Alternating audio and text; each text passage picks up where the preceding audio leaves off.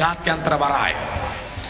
ඒ ජාත්‍යන්තර වරාය හැදෙන්නේ මුහුදු ගමන් මාර්ගයේ සේද මාවතේ නැව් පාරේ. මේ ජාත්‍යන්තර වරාය හැදෙනවයි කියලා කියන්නේ සිංගප්පූරු වරාය වහන්න වෙනවා. නැව් වලට ඕන කරන හැම සේවාවක්ම හම්බන්තොට ජාත්‍යන්තර වරායෙන් ලබන දෙනකොට තකහණියක් කැරිලා සිංගප්පූරු වරායට යන්නේ නැති තත්වයක් හැදෙනවා. ඒ නිසා මේ නැගිටින රටට නව පණක් ලබාගෙන අලුත් උත්තේජනයක් ඇති කරගෙන අලුත් ජවයකින් නැගිටින රටට ඕන කරන ජන බලය ඕන කරන ජන තල්ලුව 10 වෙනිදාට දකුණේ තමුන්නාන්සලා දිය යුතුව තියෙනවා මගේ අම්මේ තාත්තේ සහෝදරයා සහෝදරයා. දකුණේ වාටිය රස්නේ වදින මොනවාගල 83 නම් දකුණේ තමුන්නාන්සලා 90ට උසවලා දෙන්න ඕන. නැත්තම් දකුණේ නම්බුව යනවා.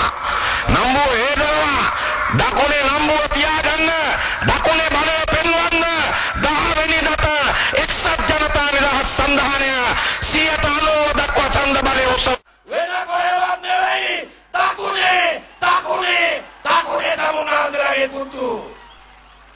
ඒ හින්දා අත්වලානේ යුද්ධෙදී 100ක් හමුදා දකුණේ වඩු ටික වැඩේ දුන්නා නම් 10 වෙනිදා ඡන්දෙදී දකුණේ මිනිස්සු කොහොමද වැඩේ දෙන්න ඕනේ? දකුණේ වඩු ටික යුද්ධ කරලා 100ක් වැඩේ හරියට කරා නම් දකුණේ ජනතාව 10 වෙනිදාට 100ට කීයකින් දිනවනවද සන්දානේ? 190 කිව්වත් දිනවන්න ඕන අඩුම කරලා. නැත්තම් නම්බුව හේදනවා ඉතින් කරන්න දෙයක් නැහැ.